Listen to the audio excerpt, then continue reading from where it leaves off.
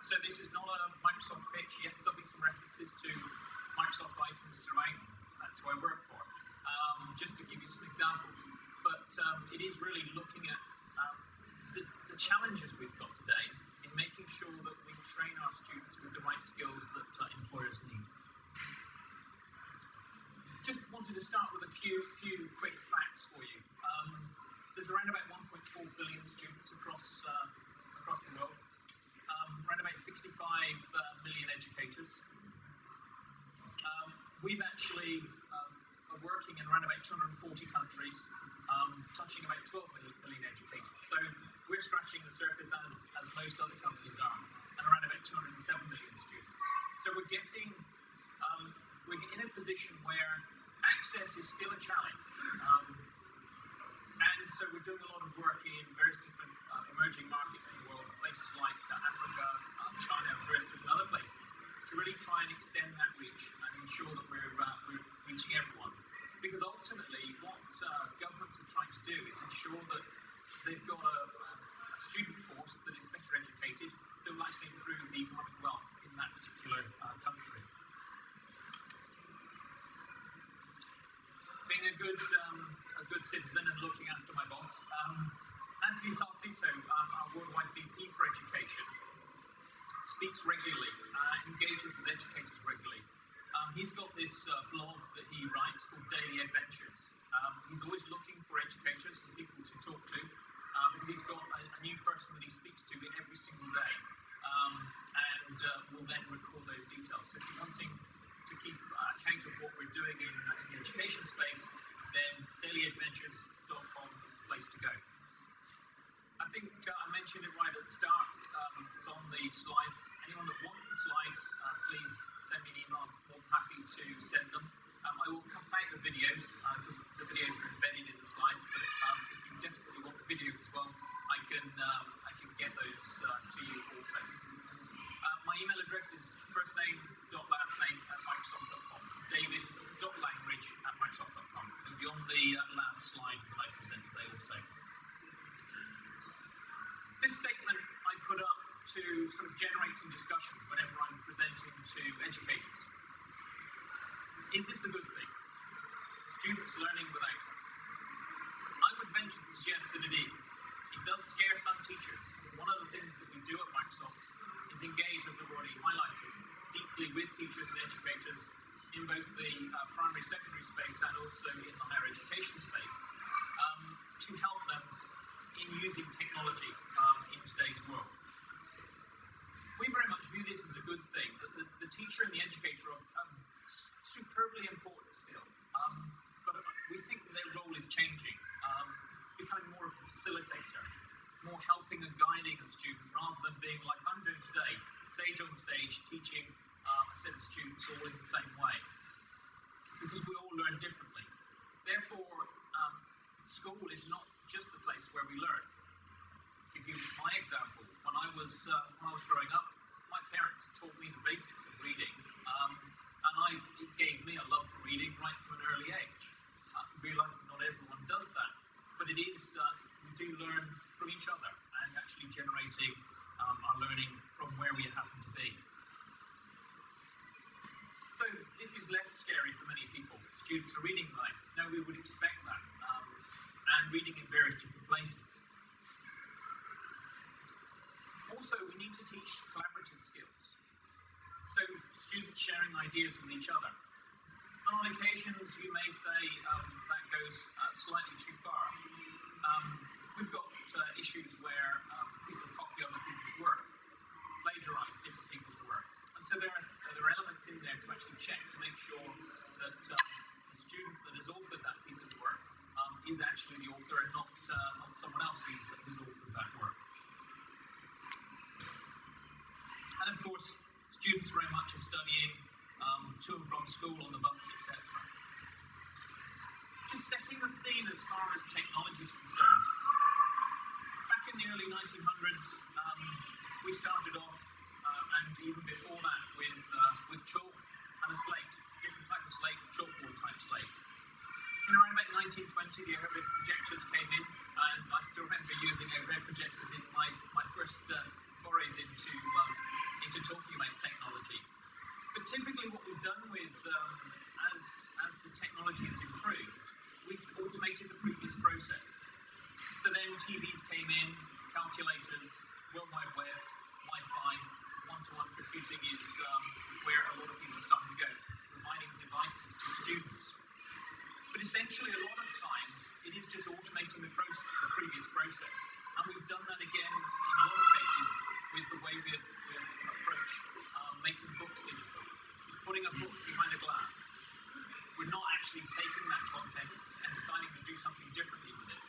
And that's one of my roles within Microsoft, is to work with publishers to look at disaggregating the content, breaking that book up into its component parts, so that we can then provide more of a personalized learning service to individual students. So looking at trends and where we're coming from, I mentioned at the early part of my talk that society and economy are key drivers. Countries need to grow and prosper, and therefore it needs a better educated workforce ultimately, which means students need to be better educated. So there's an awful lot of governments out there that are mandating the use of digital technology to try and improve the economic wealth of the country. But it needs to be approached in the right way. It's not just about the device. It's not just about the physical thing that we're running. It needs to be what you want to do with that particular device. It's about the content. It's about the software. It's about what you're trying to do with that development. So if you've got a particular challenge in your country, which is literacy, then that is what you should be focusing on. How do we actually then, what software and services do we need to improve literacy in a particular country? And start to then look first at that, and then look at what device and the infrastructure needed to deliver on that goal. I've touched already on advancing technology, and we need to look at those 21st century skills. The skills such as creativity, collaboration,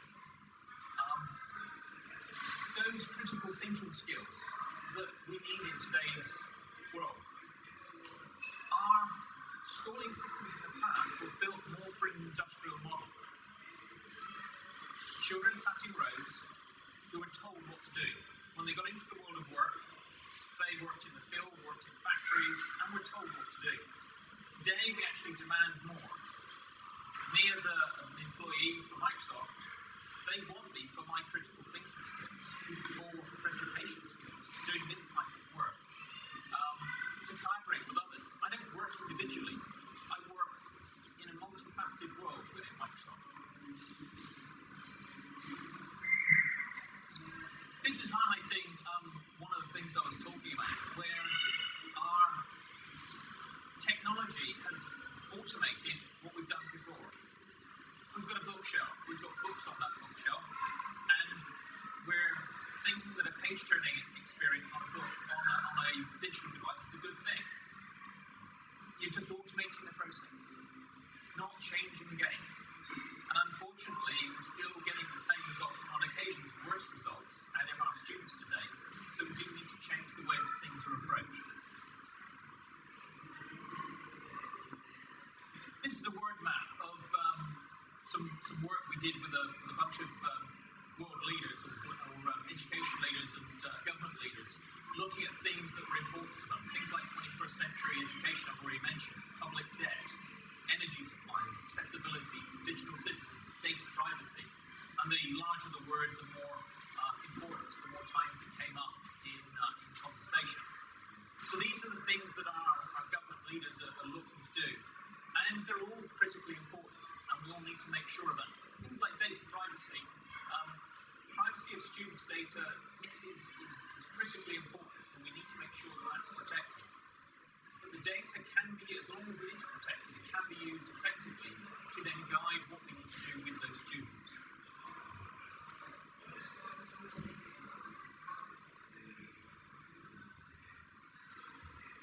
A couple of other interesting facts for you. 69% of the world's population will live in urban areas by the year 2050. And one of the challenges we've got with urban areas is, have they got internet access? Even where I live in the UK, there's challenges on occasions if someone lives out in the country, have they got good broadband access? most people think that where my company is based in the US, not an issue, very civilized society, but in vast parts of the US, the access to technology is still woefully low, and access to good broadband, and that's needed for the future. So one of the things that we're doing as a company is engaging and working with telecommunication providers to try and help to bridge that particular gap. 2/3 of the jobs available in 2020 have not yet been invented, according to experts. So how can we expect our educators to train our students for jobs that have not even been invented yet? And so this is where I'm saying that we need to look differently at the skills we provide the students so that they become more transferable. Skills that can be applicable, more soft skills, applicable across a number of different paradigms. To give you my own particular example, I left school at 16. I didn't go to university. School didn't work for me. I went to a reasonably good school, but I didn't quite understand how what I was learning at school transferred to what I thought I wanted to do when I got into the world of work. I got average, slightly below average. And so I just thought that academically I wasn't up to mark. So I thought I needed a job with my hands. My father was an electrical engineer. I thought that's what I'll do. I'll become an electrical engineer. Because I'm working with my hands, I don't need to do a huge amount of academic stuff with that. It'll be perfect. So left school at 16, went and got a job. Got an apprenticeship.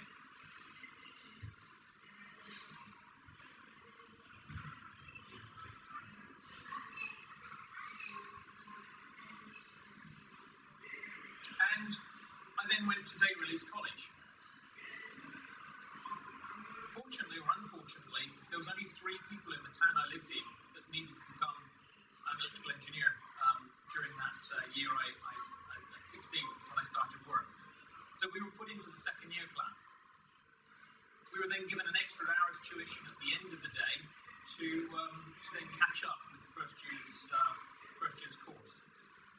At the end of what was my first year, what was their second year, I took the first exam. And I got distinction. And I didn't quite understand why I got a distinction, given that I was average or below average in all academic stuff I'd done previously. And at the end of my second year, their third year, I again got distinctions. This is not just to say that David was a good student, and yes, it was partly because I was interested in it. I could see the relevance. But I was actually taught differently. One of the things that when I first started working in the education industry in 2003, I had a conversation, and the guy said, "Why, you're a visual learner." What's a visual learner? I said, "Well, if you watch people doing something, you get it straight away." Yeah. Because when I was working out on site, I was watching people build brick walls, plaster walls, and I could make a reasonably good attempt at my first house at doing some of that work. And I was taught differently. And this actually was a light bulb moment for me, that why can't we then start to teach the children differently? I realise it's a challenge because you've got one teacher, 30 children. But technology can then start to provide different methods of content. And so hence my work with publishers is how can we actually start to provide more of an individualised service and teaching them things like soft skills which are more transferable. Obviously I spent a little bit of time doing my electrical engineering work and then fortunately got into the world of computers 32 years ago now. And it was definitely a good move. But it just showed that perhaps I wasn't as academically inept as I thought I was at the time. So there is lots of new innovation. I've already said I've been in the industry 32 years. I've seen a huge amount of innovation in technology, and it just keeps growing. Things like the cloud. The cloud is critically important. So having access to that cloud provides us with a backup mechanism. I gave a talk yesterday. I don't think anyone's in the room. Maybe one person's in the room. I had 2 people that I spoke to yesterday. The example I gave was my mobile phone. I dropped it in the water while I was on holiday. Totally hosed the mobile phone. I got back to the UK, got a new phone, typed in one email address. It said, "Do you want to restore this back to where it was 5 minutes before I dropped it in the water?" "Yes, please." It rebuilt my phone for me. Everything came from the cloud, pictures, pictures, contacts, all emails, etc. all came on that phone. The phone was rebuilt. That's the power of the cloud. Now that's an example for me, but from a student's perspective, they work on a laptop in the classroom or a desktop device, pushes things up to the cloud. When they then reach their mobile phone on the bus coming home, they can still get access to their notes. At home in the evening, might be on a shared device at home, then they've got access to what they were doing in class. So the devices side is ubiquitous. Students today, our millennials, do use lots of different devices. They're not just using one particular device. They're reaching whatever is most appropriate at that moment in time. They're very social. They share a lot. They are connected all the time. If they haven't got the mobile phone in their hand to check Facebook, etc., then they get totally concerned. One of the reasons that Microsoft bought a company called Yammer was that we felt that the social was a good angle, a good avenue to work with students, but needed to be within the school's domain, to a certain extent of walled garden, so that you wouldn't necessarily put Facebook in school because there'll be too many distractions. But a Yammer network within a school then gives you the ability to communicate with teachers, with other students more effectively. And we provide that as part of our standard service. Big data. Getting lots of data out of systems starts to govern how you can actually then change what the student learns, going back to my personalization. And natural user interfaces, where we're actually using ourselves. One of the things that has moved over from our gaming world to our Xbox with our Connect device, little device there, and this student is actually manipulating data on a screen with just using gestures by hand. And if you've not seen a Connect device, it doesn't need to just be connected to an Xbox. You will actually connect to a standard PC device as well. You can actually then start to manipulate your environment more easily. Just give you some other examples of what we're doing in this particular world.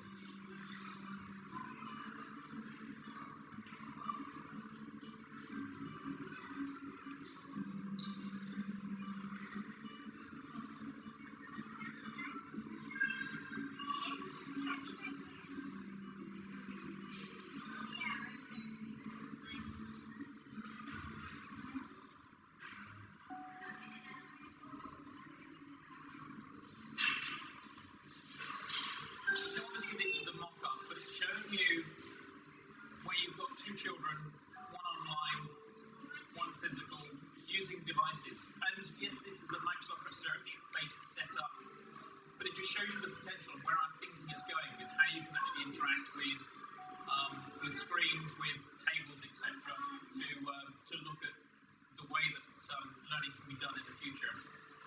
I've got a really great example on a video right at the very end of the presentation today.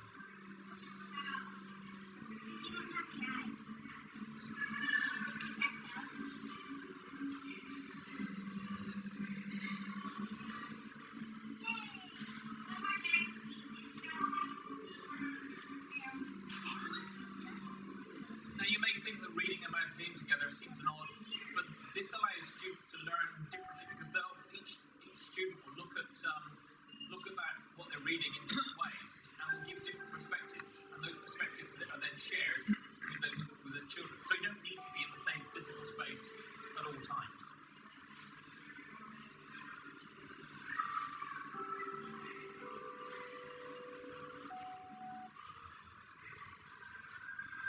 This is a real-life representation where you've got students at a higher education institution working on effectively a whiteboard and talking to a student remotely. This could be someone that's working in an urban area, for example, where they're sharing and being part of the lesson. They're seeing this detail on their screen, but can also then communicate.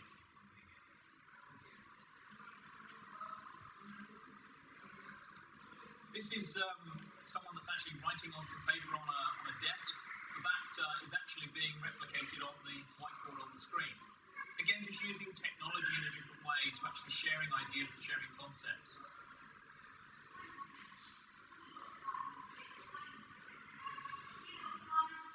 So things are changing within the higher education world also. This is a recent announcement from a while ago, actually, it's 2012, where MIT were giving certificates around free online course materials. So these MOOCs, massively online open courses, been a lot of talk around about this, where many of the universities are sharing their materials and allowing more people, more students to actually access this information and share and learn more remotely. So rather than having to physically go to an institution as a seat of learning, if you like. This particular gentleman, he was a Stanford University professor, taught an AI course, and left that course to set up Udacity, which is offering low-cost online classes. So learning is being evolved and done differently in today's world. We can also mine data. Might scare a number of people. That data needs to be used correctly, obviously. But it is also getting information out of those students. And so you can see you've got here to discuss a calculus problem with a student in front of me based on our answers to the electronic quiz. So what this is doing is it's using machine intelligence for then saying, oh, actually, that student there gave a similar answer to this one.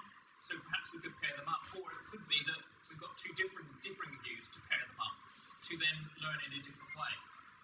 And this then starts to collate that information more simply to then be able to do that.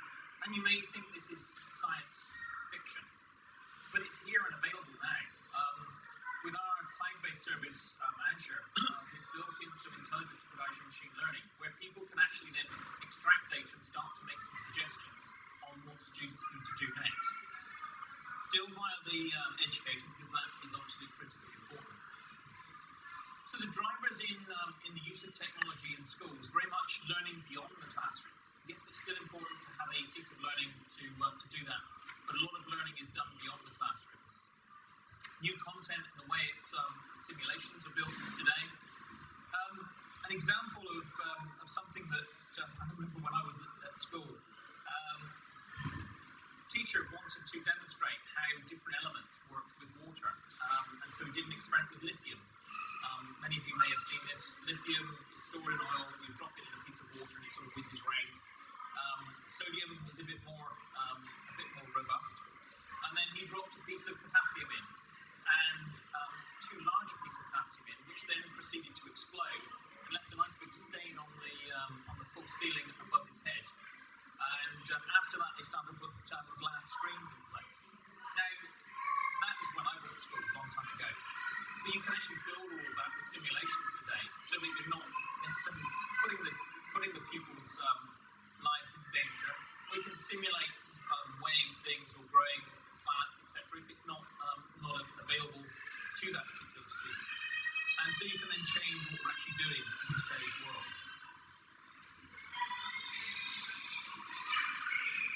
We also need to be relevant with customers. Many people get surprised by this fact, but Microsoft is actually in 98% of schools, actually using Microsoft technology in some way, shape, or form. Obviously, of late, our friends at Apple and Google have come into schools a lot. However, we're still being used in over 98% of schools across the globe.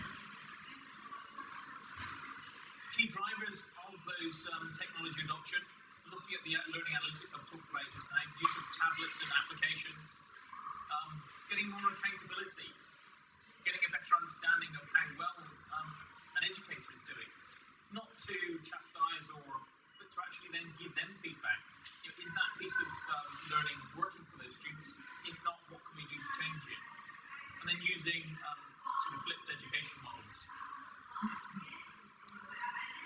Some people might say, why move to the cloud?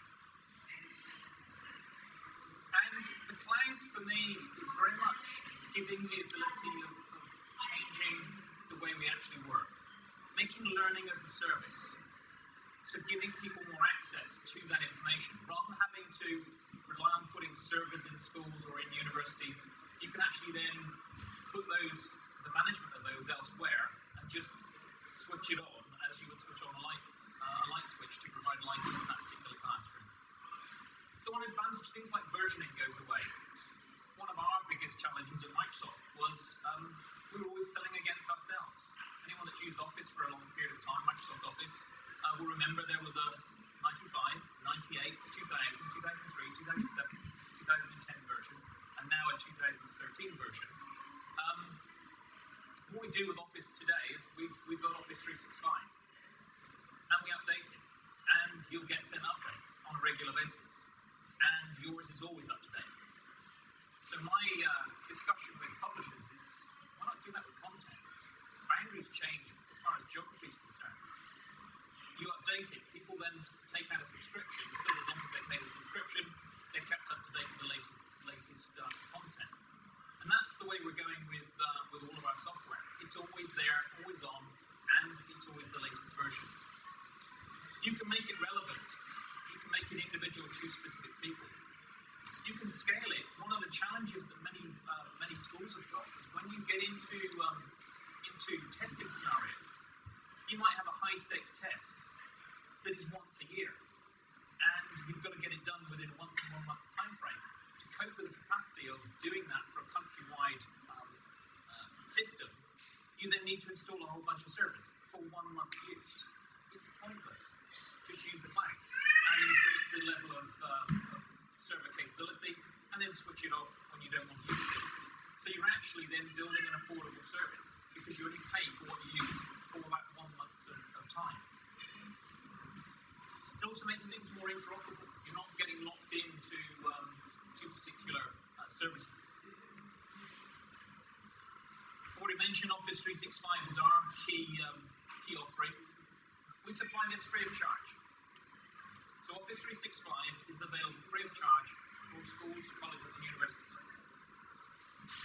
If you want to use the full professional version, Pro Plus, we offer this Pro Plus benefit. And basically what it means is if all faculty and staff at an institution pay for the Pro Plus version, every single student then gets the Pro Plus version free of charge for use on up to 5 different devices. So they can install it on their laptop, on their iPad, on their Android phone, free of charge. If you're not aware of that, want to talk to me about that still further, then please do talk to me later. We want to also make this extensible. We work a lot with partners to ensure that they're using those services to actually leverage those services. Because Office is critically important for anyone that is learning in today's world. And so by providing these open APIs, application programming interfaces, it allows us to drive further activity and integration with other systems. Which leads me nicely on to one of the topics I talked about earlier on, which is, have we got the right skills as students coming out of today's education institution? There's a huge talent challenge out there. Microsoft is one of those companies that is facing that challenge. But first, I've got a little problem-solving exercise for you. Can you tell me what each of these countries have in common?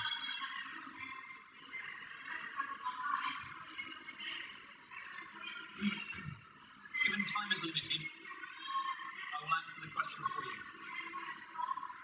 But this could be something that a set of students could work on in a collaborative way, teaching them collaboration skills, different people, different perspectives, different ideas.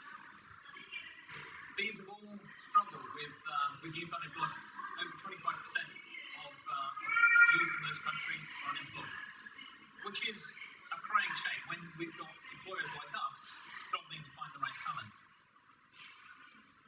IDC did a research on skills requirements for tomorrow's best jobs. Oral and written communication skills, detail-oriented. A little thing called Microsoft Office, which was good to see. Not something we asked for, but it's good to see. Because actually, when you look at job adverts, most of them say need Word skills, PowerPoint skills, Excel skills. People are looking for those Microsoft Office skills because it is a standard.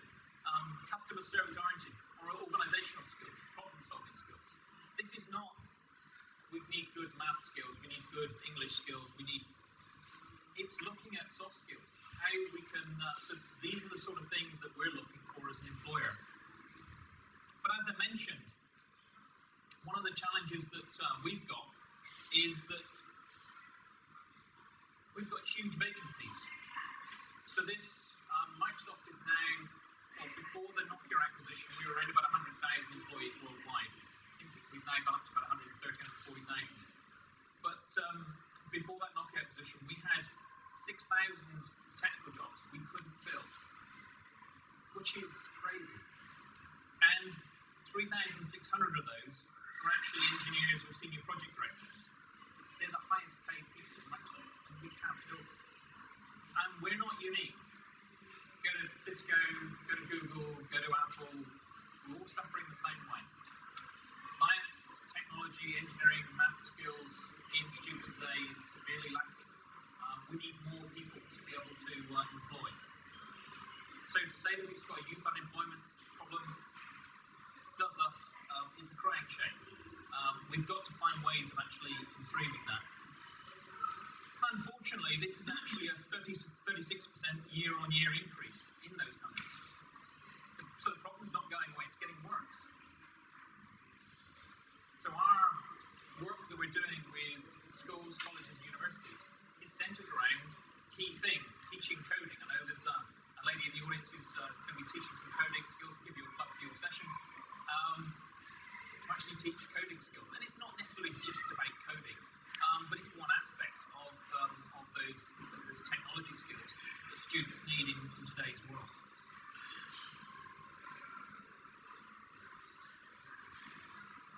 So this is looking at the changing demand in education, skills required for today's economy. So the non-routine, manual, cognitive skills have really decreased quite dramatically. Yeah, I've done a bit of research on my family's history, and once you get back to the early 1900s, they're all agricultural labourers. They worked in the field. Yeah, that's what my family did historically.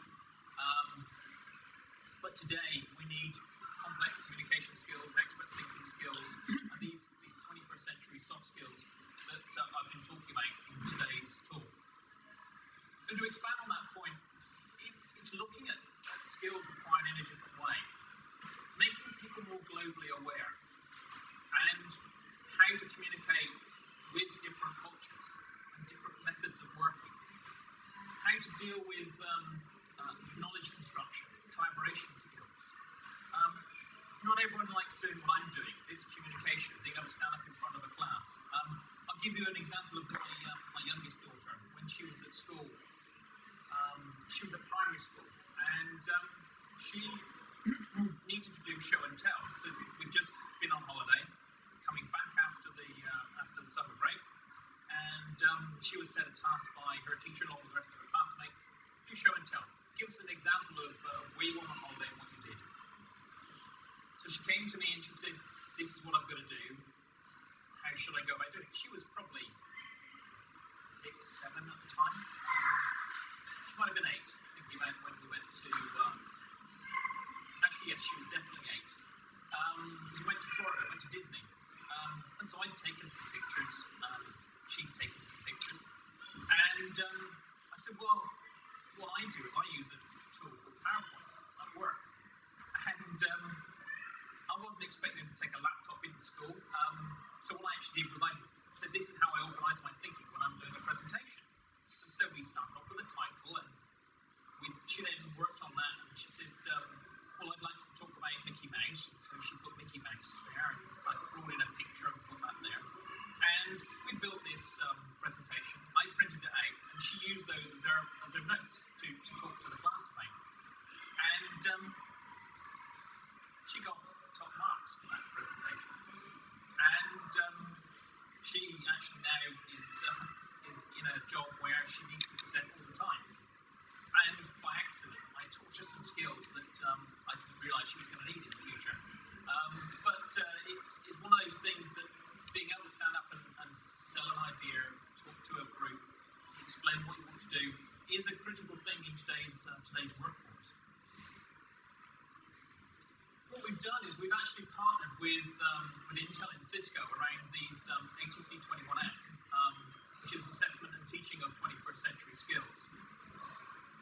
This is actually some research we did looking at ways of thinking tools needed for working, ways of working, and ways of living in the world, and built a set of teaching and assessment aids for teachers, so they can actually then assess how well they were doing in their use of these 21st century skills. That research is available online, and again, send me an email, I can send you the details. This child has got a backpack on, as you can see. In today's world, she may have a backpack which is still full of books, may just have a computer in, but it's probably still full of books. And she's off to school with that backpack. But by the time she graduates, to actually carry enough data for today's world, she probably needs 64 backpacks. The amount of information in the world is doubling every couple of years. It's a huge, huge thing. And we've got a tendency to look at information overload. So you need good tools to be able to then search and find that. By the time she's graduated, she may be viewing at a whole different career than she thought she was going to be going into when she was at that particular age. I've already said I've changed my main career from an engineer to dealing with computers. This is the other part of that slide. The top piece you've already seen. The bottom is there's not necessarily for you to read today. If you want an access to this deck, then please send an email. Around about 110 million students today use that Office 365 system I was talking about. That's the official figure. It's more like 200 million across the globe. But I didn't tell you that. Around about 1.5 billion people use Windows every day. Word is the number one application used by students. But we need to inspire students and empower educators. So what we've done is we've built this global educator exchange. The Microsoft Educator Network allows us to actually work more closely with some innovative schools to help showcase best practice, to actually then share their ideas amongst other schools. We've got around about 600,000 innovative educators across the globe. We've just held an educator exchange event where we had 400 of the top educators come to our offices in Seattle. From around about 80 odd countries, and to actually share their best practice and their ideas. We need to make sure that educators have got the right skills. One of the key things we offer is a teaching technology course, taking people from the basics through to those 21st century skills. This is not something we can do alone. Microsoft is very much a partner-led company. We partner a lot. We very rarely sell direct. 98% of our business goes through our partner channel. We partner because that partner can actually go that final mile. We'll actually take our standard systems and actually make it more specific to what that particular customer wants. This is just an example, and I'll leave you with this presentation, this video, on some work that we've done with Skype. Now, Skype obviously was a partner of ours, and we then acquired the company. And this just shows you the impact of how technology can actually work. My apologies, the students are English students and Spanish students, they're not Arabic, but it will give you an example of how Skype is working in today's education world.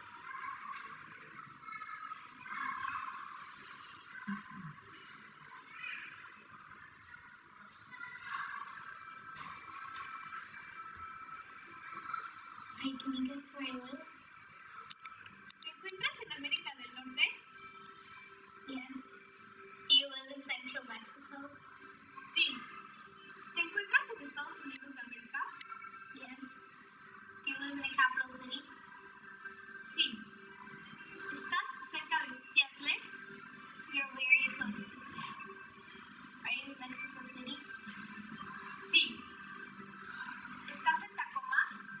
Yes. Very good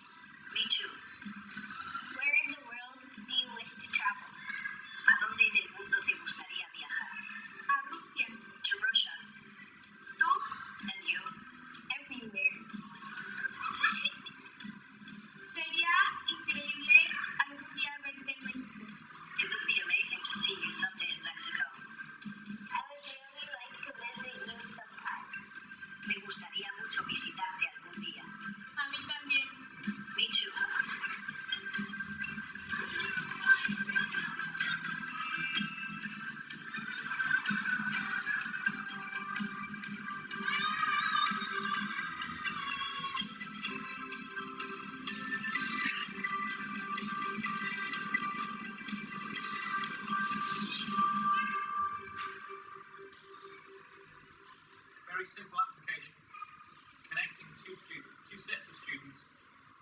One set of students was in Washington State in the US, and one set of students was obviously in Mexico City. One was speaking English, one was speaking in Spanish. As the Spanish person spoke, he then translated and gave the people in Seattle the English text. So they could actually see it in English on the screen and hear the English words. That is very, very simple to do. And you're actually connecting in a much better way, making students more globally aware, asking questions very simply, using a relatively simple tool. Just needs a laptop with a webcam in both locations, and you've got connected. And what we're trying to do with our educator network is to build those connections between those schools, so it actually is easier to do that in any part of the world. So again, if you're wanting further information on how to go about doing that, I can put you in touch with your local office. Well, according to me, that's pretty much 11 o'clock. Thank you very much for your kind attention. Hopefully you found the presentation useful. I've thoroughly enjoyed giving it to you. And if you've got any questions, david.langridge@microsoft.com. Please send me an email. I'll be more than happy to answer any questions now or in the future should you want to engage with me via my email. Thank you very much. Thank you to the graphic artist who's done a sterling job. I'm amazed how she actually does all that. I think I've talked reasonably slowly, but that's an awful lot of